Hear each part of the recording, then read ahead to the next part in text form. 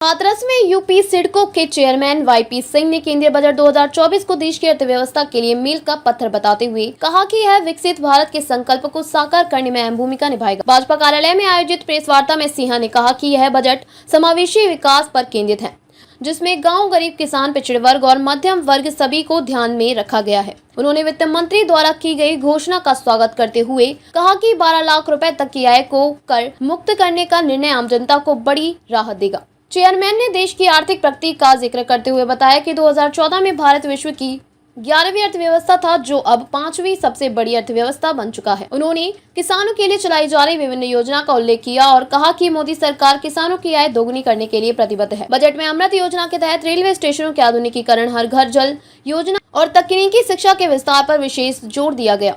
कार्यक्रम में भाजपा जिला अध्यक्ष शरद माहेश्वरी, हाथरस सदर विधायक अंजुला सिंह माहौर, सिकंदर राव, विधायक वीरेंद्र सिंह राणा, पूर्व जिला अध्यक्ष गौरवार्य, रामकुमार माहेश्वरी, हरीश सेंगर आदि मुख्य रूप से मौजूद थे। चाहता हूं कि हम लोगों ने जो कोल्ड स्टोरेज और हमारे भंडारण के लिए केंद्र की सरकार ने अनेक सालों से, जब से हमारी सरकार आई, समय समय पर हमारे भंडारण बढ़ें, इसके लिए हम लोग अपने बजटी प्रोविजंस लेकर आए। भंडारण के लिए पिछले वर्ष भी जो बजट आया था, उस बजट में भी हमने 1 लाख करोड़ से ज़्यादा का बजटेड प्रोविजन सिर्फ इसलिए किया था कि हम अपने कोल्ड स्टोरेजेस को, जो हमारे ना केवल कोल्ड स्टोरेज बल्कि जो स्टोरेजेस हैं, जो भंडारण की जो हमारे हैं, उनको बढ़ाना चाहते हैं।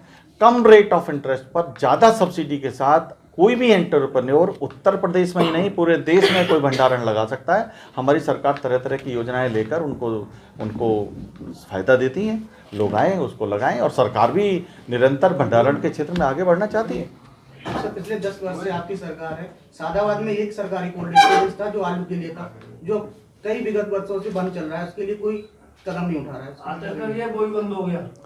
अगर इस तरह की कोई बात है तो मैं अपने विधायक जी से कहूँगा और अपने संगठन के अध्यक्ष जी से कहूँगा कि कोई भी अगर इस तरह की चीज़ें हैं तो थोड़ा सरकार के नॉलेज में लाकर उनको पैरवी करके करना चाहिए।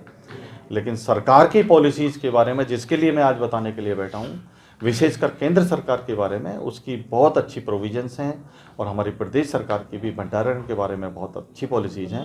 इन पॉलिसीज़ का फ़ायदा लोगों तक पहुँचे, ये हमारे संगठन और हमारे जनप्रतिनिधियों को करना चाहिए। सर, एक सवाल और लास्ट। सर, एमएसएमई के लिए सरकार बहुत काम कर रही है, हर तरफ बच्चे पढ़ रहे हैं, कोर्स भी चलाए जा रहे हैं, लेकिन उनको जो पढ़ने के बाद उनको कहीं काम नहीं मिल रहा है।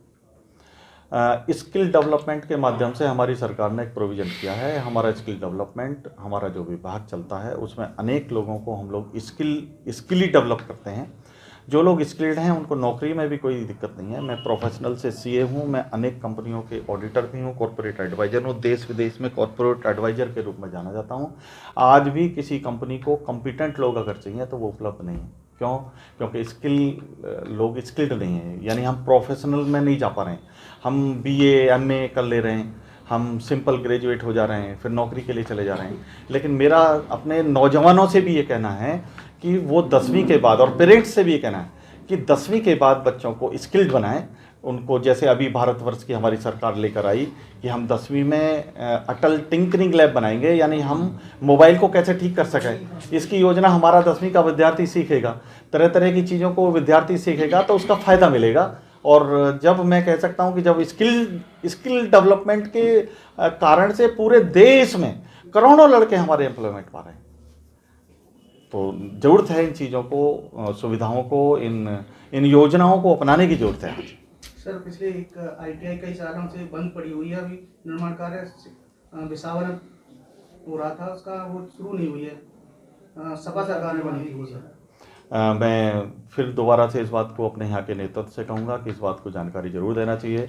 हम लोग तो आईटीआई, बहुत सारी आईटीआई उत्तर प्रदेश में बना रहे हैं, बहुत सारी रिपेयर चल रही हैं, कहीं कोई ख़राब हो गई है तो उसको लिए भी हम चिंता कर रहे हैं। तो मेरा आप सब लोगों से, ये जो नेतृत्व मेरे इधर उधर बैठा है, इस बात की चिंता करेंगे, और मैं आज ही इस बात को एक डिस्कशन करके, यदि मुझसे भी कुछ बनेगा तो हम लोग करने का काम करेंगे। तो skill development minister Kapil Dev ji हैं, उनसे ज़रूर बात करनी चाहिए।